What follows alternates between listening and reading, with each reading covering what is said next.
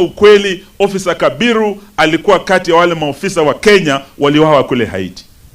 Na hii ilifanywa kabla mjane kuelezwa, wazazi wa Kabiru kuelezwa. Hadi sasa Kiambu County bado wanangoja huo mwili ufike. Haujafika. You can sacrifice. I know you have many challenges, you have many issues you have to deal with, school fees, other things, debts and so forth, but you can pick a portion of what you have received, a critical portion. The Haiti mission has been one of the most controversial deployments in Kenya's recent history. So what began as a peacekeeping initiative quickly turned into a national and political storm. For months, opposition leaders led by Eugene Wamalwa condemned the mission, insisting that it was neither transparent nor necessary. According to them, Kenya had been dragged into a dangerous foreign conflict without proper preparation or legal clarity. They insisted that the deployment was a scandal that risked the lives of Kenyan officers in a country ruled by gangs, lawlessness and violence. Leo tukiwa Kajiado County, tunataka tuambie Bwana Ruto, do the honorable thing. Ile mission that was ill-advised, ill-conceived and ill-deployed against court orders that violated our constitution.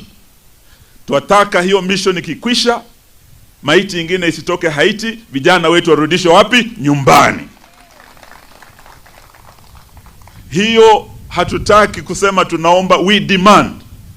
Sababu nimesikia Rais Trump akiongea, and Trump addressed the UN General Assembly for almost 1 hour.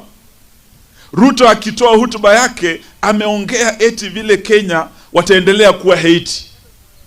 Na Trump mwenye Amerika amesema hakuguzia hiyo jambo. Why are you Bwana Ruto mourning louder than the bereaved?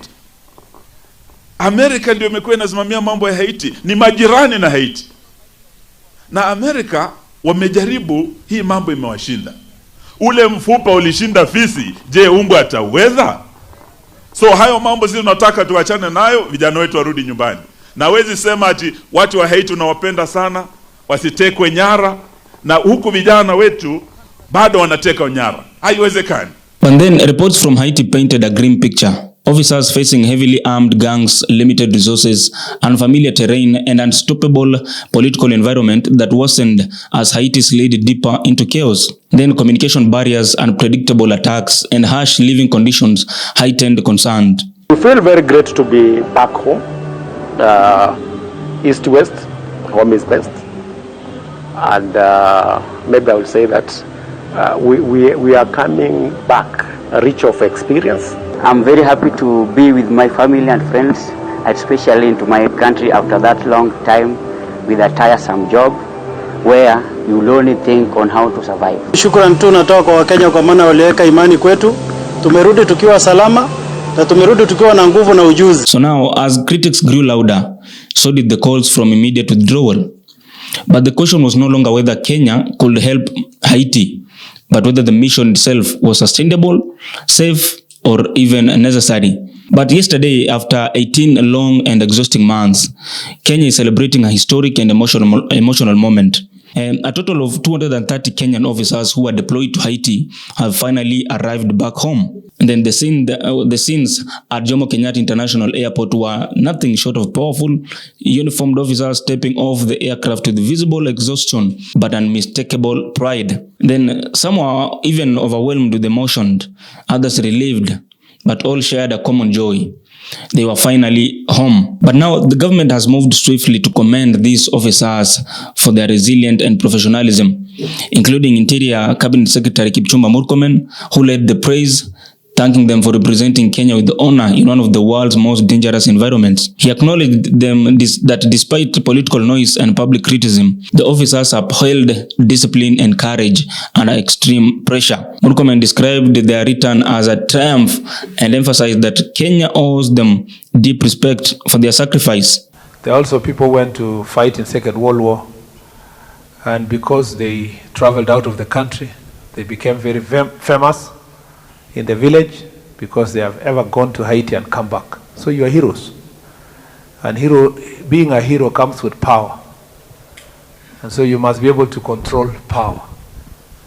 And if you don't control power, you will get home and power will tell you this money you have earned, however little, moderate, and you have earned in dollars, that for you to feel it well, you need a second wife. Yeah, and I'm not saying there's anything wrong with a second wife, because there are Muslims here, so I don't want to be quoted wrong. But it's important that you invest right, you know, and in a manner that something that can multiply for future. You can sacrifice. I know you have many challenges, you have many issues you have to deal with, school fees, other things, debts, and so forth. But you can pick a portion of what you have received, a critical portion, and invest in something that one day when you retire, you will tell people, you know, I went to Haiti, and this is how I ended up having this property or having this investment that has protected my family and myself. You have acquired great experience. That experience is going to assist us a lot, and Madam Monica Juma has mentioned that this is not the last mission. In recognition of their service, the government has also announced that the officers will be honored during the upcoming Jamhuri Day celebrations, which will be on Friday. This symbolic gesture aims to, highlighting their bravery and the magnitude of their mission they undertook. But even more significant is the financial reward confirmed by the Interior Ministry, saying that each officer who served in Haiti will receive 2.4 million Kenyan shillings. But however, the political debate surrounding the Haiti mission is far from over. Eugene Wamalwa and other opposition leaders maintain that the officers' return proves that deployment was misguided from the start. They argue that Kenya was used as a convenient solution to a crisis it never started nor fully understood. And then there is the parliament, which is now expected to revisit the deployment, examine the legality of the mission, assess the funds spent, and possibly demand a full report on what transpired in Haiti. So now, amid all the political noise, the human story remains the most powerful one. The officers are home, yes. Families are reunited. Children who grew up for almost 2 years without seeing their parents can now sleep peacefully. Wives and husbands can finally embrace their partners without fear of losing them again. The country may still be divided about the mission, but in this moment, Kenya is united in gratitude for the courage of the men and women who endured the hardship of the Haiti. Let's not forget that. Thank you so much for watching this in-depth story here at Havana Media. And remember, we appreciate your support, your engagement, and your trust in us to break down the highest stories of the day. So if you feel like you enjoyed this video, and I know you enjoyed, please make sure that you subscribe, share, and leave your comment below. So until next time, make sure that you stay informed, stay safe, and stay connected to Havana Media, your #1 source for bold stories and powerful narrative. My name is Odwor Billy. See you next time.